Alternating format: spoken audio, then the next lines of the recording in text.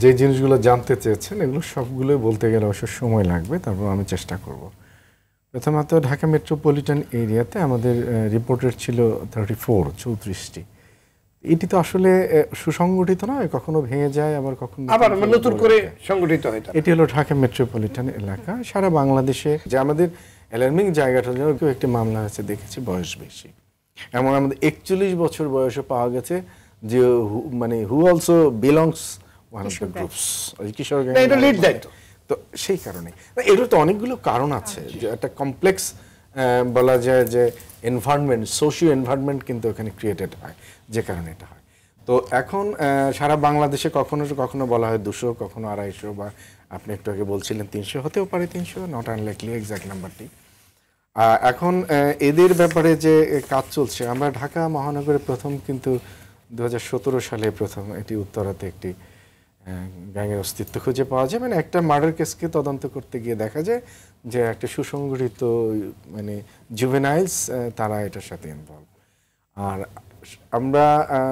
সাম্প্রতিক সময় আপনি বলছিলেন যে অনেক হত্যাকাণ্ডের সাথে তারা এখন আসলে হয় কি, এই যাদের কথা বলা হচ্ছে কিশোর বা যুবক যারা সোসাইটিতে আমরা বলছি 15 থেকে আমাদের বলা যায় 29 বছর বয়স পর্যন্ত যারা আছে,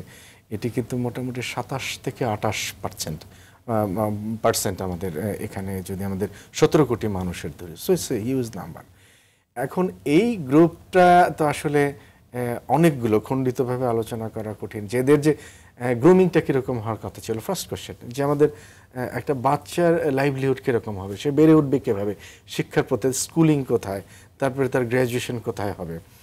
তারপর সে কীভাবে যাবে। আপনি যদি এটা একটি মডেল, যদি আমরা আইডিয়াল একটা সিচুয়েশন, জাপান না হোক, একটা মোটামুটি মালয়েশিয়া বা আমাদের এশিয়ান কোনো একটা কান্ট্রিকে ধরেন যারা মডারেট একটা জায়গাতে আছে, তাহলেই কিন্তু আপনি দেখবেন যে সেগুলোর জায়গায় কোন জায়গায় আমরা পিছিয়ে আছি, বা আমাদের বিচ্যুতির জায়গাগুলো, যেটি বলছিলেন আমার সহ আলোচক,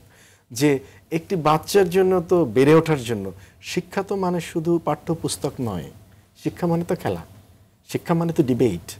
শিক্ষা মানে তো কালচারাল প্রোগ্রাম, শিক্ষা মানে আর্টস, শিক্ষা সব কিছু, শিক্ষা পারিবারিক সামাজিক সব কিছু। কিন্তু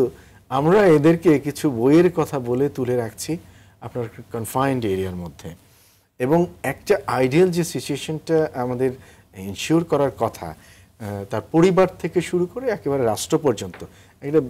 অনেকগুলো জায়গা, তো তার শিক্ষা প্রতিষ্ঠান, তার সমাজ, তার আত্মীয় স্বজন, তাদের ধর্মীয় জায়গা, তারপরে আমরা যদি রাষ্ট্রের কথা বলি, তাদের কোন জায়গাটা আমাদের ঘাটতি আছে সেটি দেখা দরকার। কারণ আইডিয়াল সিচুয়েশন যখন না দিবেন তখনই কিন্তু তারা তাদের নিজস্ব মনোজগতে কাজ করবে, আর নিজস্ব মনোজগতে যখন কাজ করবে তখনই কিন্তু তাদের মধ্যে ফ্যান্টাসি, এমনকি ফ্যানাটিজমও আসতে পারে, নট আনলাইকলি। এবং যেটি কোনো কোনো ক্ষেত্রে কিন্তু দেখা যায় যে বসে বসে তাদের কল্পনার জগৎ বিস্তৃত হচ্ছে হয়তো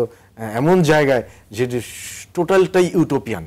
অথবা একেবারেই বাস্তবের সাথে কোনো সম্পর্ক নেই, এবং সেই জায়গায় গিয়ে তারা হয়তো এক জায়গায় আমরা এও দেখে যে কেউ হিজরতে চলে গেছে, ভালো ফ্যামিলির ছেলে, ওর হয়তো কোনো একটা জায়গায় চলে আইসোলেটেড হয়ে গেছে, সে ফ্যামিলিকে আর ওন করে না, তার শিক্ষা প্রতিষ্ঠান তাকে ধরে রাখতে পারেনি। অপরাধের জায়গায় সমাজে যারা আছে, ব্যবহার করতে কে কাকে না চায়, এটা তো পৃথিবীর মানে মনুষ্য নীতিই তো তাই, প্রত্যেকেই কে না চায় যে আমি আর একজনকে ব্যবহার করব। আপনি ইউএসএ কাকে ব্যবহার, একটা রাষ্ট্রকে ব্যবহার করছেন এখন কোন রাষ্ট্রকে ব্যবহার করা, সেই নীতিকে আপনি কিভাবে ম্যানেজমেন্টে যাবেন, দ্যাট ইজ দ্য কোশ্চেন। এই ম্যানেজমেন্টের দায়িত্ব তো কেউ না কেউ আছে, অবশ্যই কেউ না কেউ আছে, প্রতিটি জায়গাতে আছে, এবং সর্বোচ্চ লেভেলে রাষ্ট্র আছে, তার আগে সরকার আছে, তারপরে আমাদের প্রশাসন আছে, শিক্ষা প্রতিষ্ঠান আছে, পরিবার আছে, ধর্মীয় প্রতিষ্ঠান আছে, ওন কমিউনিটি আছে, ফ্যামিলি আছে, আরও অনেক জায়গা থাকতে পারে।